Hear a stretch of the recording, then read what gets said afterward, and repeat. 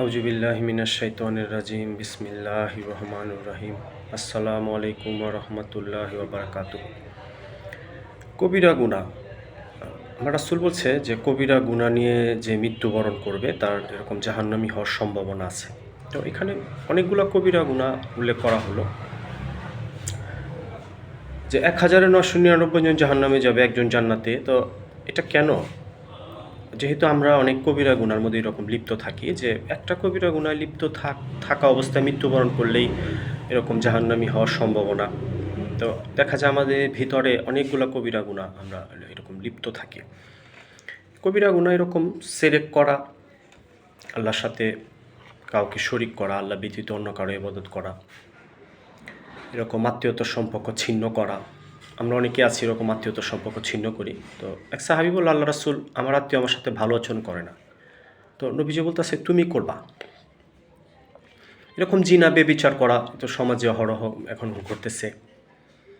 জাদুটোনা করা, এরকম আমরা তো অনেকে আছি অভ্যস্ত, জাদুটোনা করি, এগুলো করা যাবে না, এগুলো থেকে সংশোধন হতে হবে। যে কোনো নেশা পান করা, মাদক, মদ হইতে পারে, যে কোনো মাদক পান করা, মুসলমানকে গালি দেওয়া, আমরা তো এরকম অ্যাভেলেবেল এরকম দিতেছি, মুসলমানকে গালি দেই। জিহাদের ময়দান থেকে এরকম পলায়ন করা, জিহাদ না করা, এরকম বাদ্যযন্ত্র দিয়ে এরকম নাচ গান করা, এরকম একটা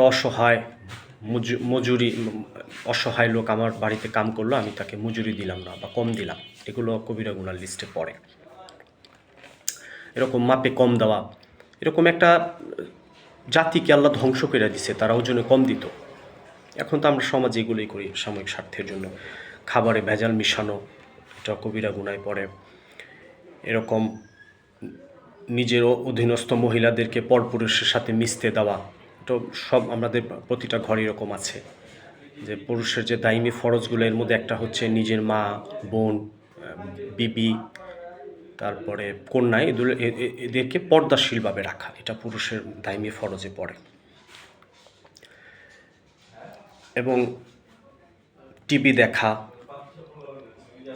এরকম গণকের কাছে যাওয়া, গণকের কাছ থেকে আমার ভবিষ্যৎ কী, ভাগ্য এরকম নির্ধারণ করা, সে যেটা বলতেছে আমি বিশ্বাস করতেছি, এটা করা যাবে না।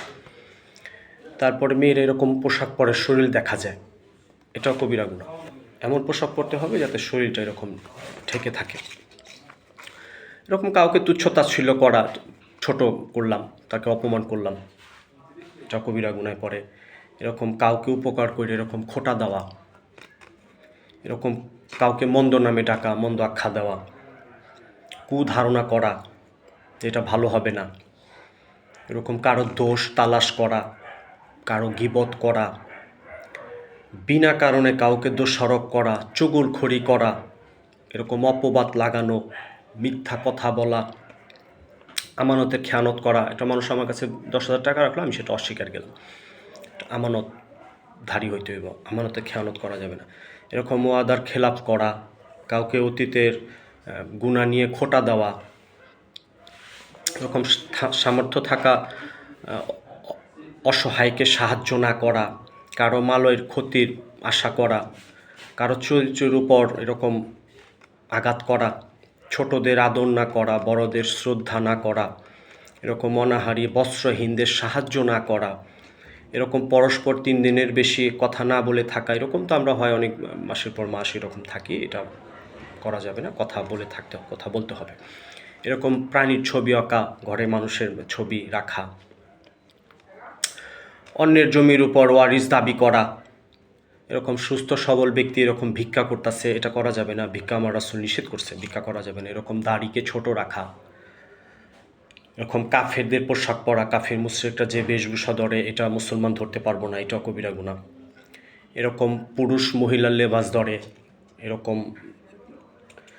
নারী পুরুষের লেবাস ধরে অপকর্ম করা, চুরি করা, ডাকাতি করা, মিথ্যা সাক্ষ্য দেওয়া, এতিমের মাল আত্মসাৎ করা, মাতা পিতাকে কষ্ট দেওয়া, মাতা পিতার হক আদায় না করা, এবং নিরপরাধ লোককে হত্যা করা, মিথ্যা কসম করা, ঘুষ গ্রহণ করা,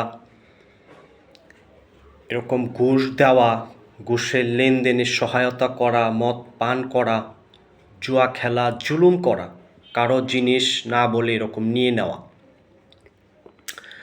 সুদ নেওয়া, এরকম সুদ দেওয়া, সুদের চুক্তিপত্রে সাক্ষী হওয়া, লেখা,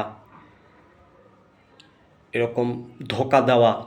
তো এরকম অনেক কবিরা গুনাহ আছে। আমরা একটু মিলাই যে আমাদের জীবনে এগুলো আছে কি না, আমরা সংশোধন হই। কবিরা গুনাহ নিয়ে এরকম মৃত্যুবরণ করা যাবে না, এটা আল্লাহর অসন্তুষ্টি তার উপরে। আমরা একটু সংশোধন হই।